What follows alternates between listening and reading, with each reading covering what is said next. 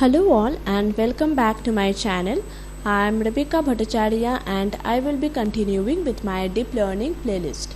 In my previous lecture I have discussed with you about the two disadvantages of the sigmoid function, that is the vanishing gradient problem and the exploding gradient problem. I have also told you that due to those two problems of the sigmoid function, the ReLU activation function came into existence. So here in this lecture I am going to tell you about the remaining four types of activation function, that is the tanh, tanh activation function, the rectified linear unit or the ReLU activation function, and then the leaky ReLU activation function, and finally the softmax activation function. So if you like this video, please give a thumbs up and subscribe to my channel. So let's start with the first topic, that is the tanh activation function. So what is tanh activation function? Tanh activation function actually takes the input and converts the output between the range of -1 to +1. So it is also bound within the range, and the range of the tanh activation function is -1 to +1. And now this is actually the graph of the tanh activation function, and this is the formula for the tanh activation function, that is e to the power minus z minus e to the power z minus e to the power minus z by e to the power z plus e to the power minus z. So this is actually the formula for the tanh activation function, and this is the graph for the tanh activation function where the output value ranges from -1 to +1. The tanh activation function solves the exploding gradient problem that we have seen in the sigmoid function, but it has still the vanishing gradient problem, for which we cannot use tanh activation function in all cases. For this, the rectified linear unit activation function came into existence. So what is the rectified linear activation function? The rectified linear activation function is basically given by this formula, that is max of 0, z. Here z is the weighted sum. So it tells that if the weighted sum is positive, that is 0, positive value, then then it will be positive. Okay, so this is actually the positive the graph, and if the weighted sum is negative, then it will be 0.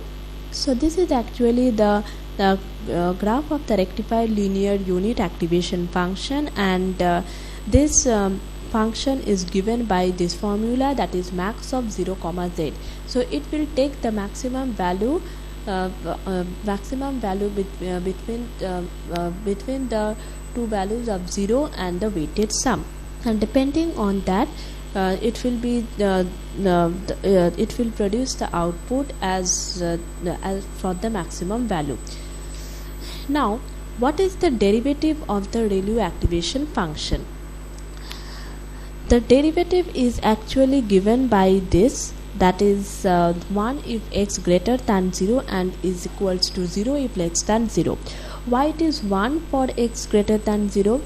We can see from this diagram that this angle is 45 degree, right? So this angle is 45 degree. Now the gradient is actually found out by the tan of theta. So tan of 45 degree is equal to 1. So the derivative of the rectified linear unit the activation function will be 1 if x greater than 0, and it will be 0 if x less than 0.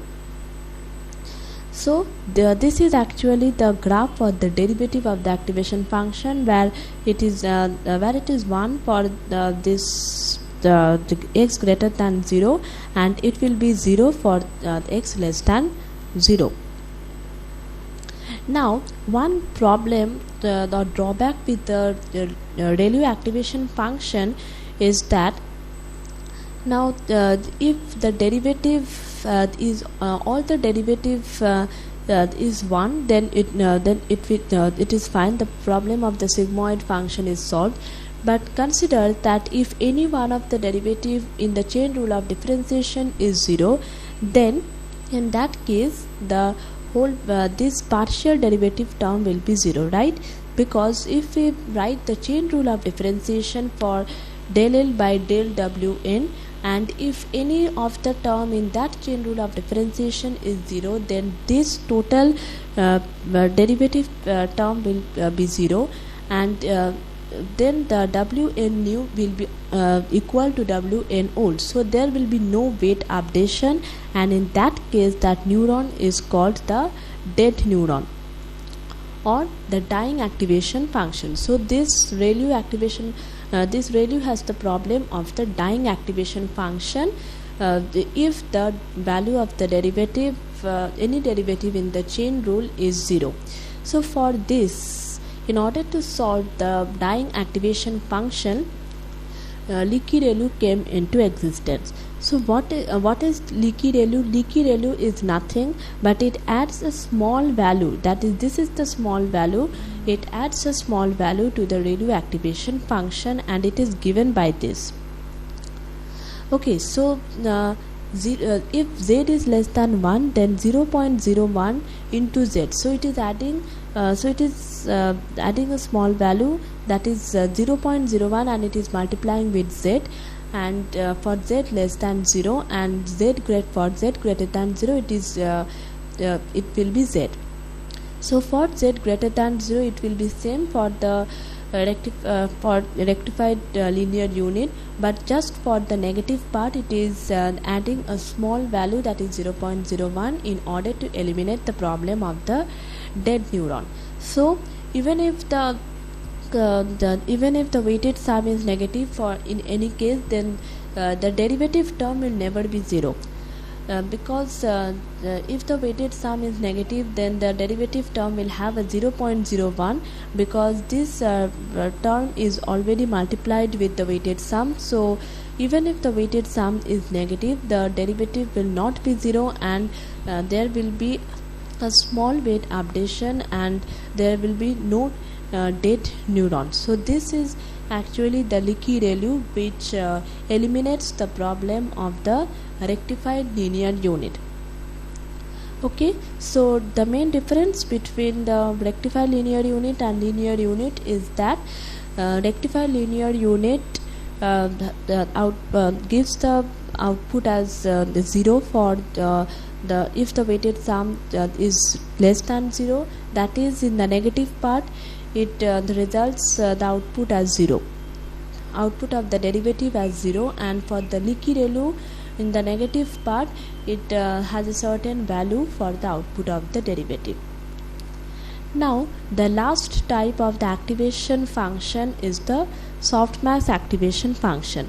So softmax activation function is just like the sigmoid activation function, that it ranges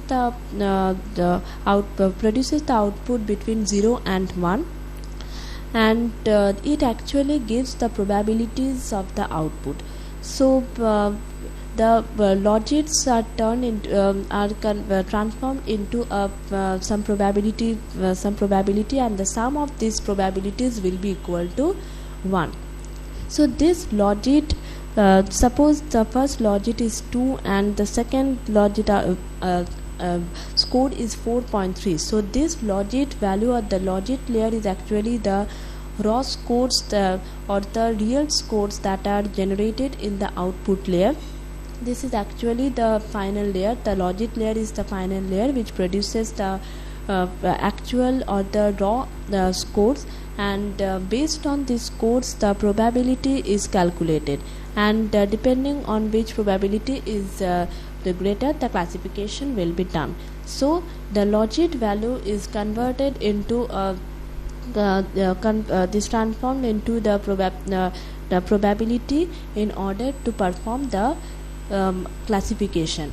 for this reason, since it is the concept of probability, it turns the Ross codes into probability. It is used for the multi-level classification problem.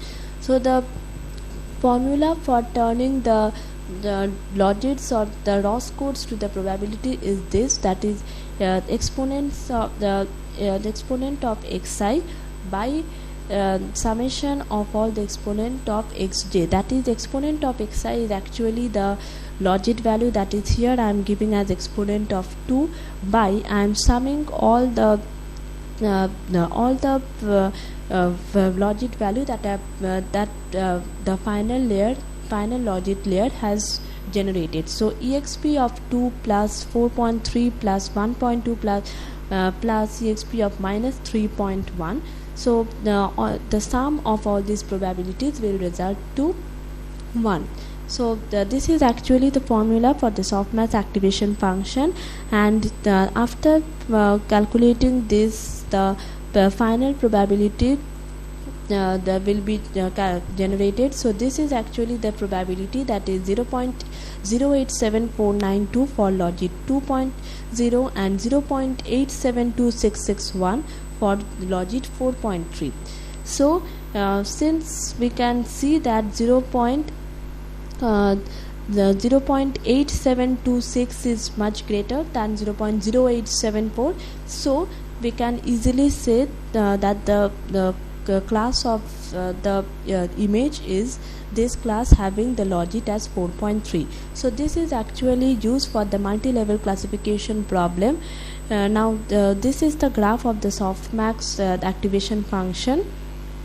So depending on the logits and the probabilities, the curve will be drawn. So this is actually the basic curve of the softmax activation function.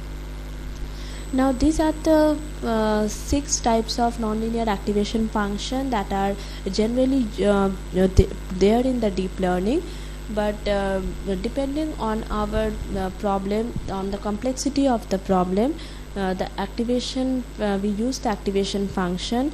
We sometimes use sigmoid, we sometimes use softmax. When to use which activation function, I will discuss with you during my practical implementations. And but for the time being, just go through all the activation functions, because it will be very helpful for you to understand when I will start with the practical implementation. So in my next lecture, I will tell you about the various weight initialization techniques. That is, I have already told you that when an input is applied to the input layer, some weights are initialized to each of the inputs. So how these weights are initialized, I am going to tell you about that concept in my next lecture. So that's all for today. See you in my next lecture. Thank you.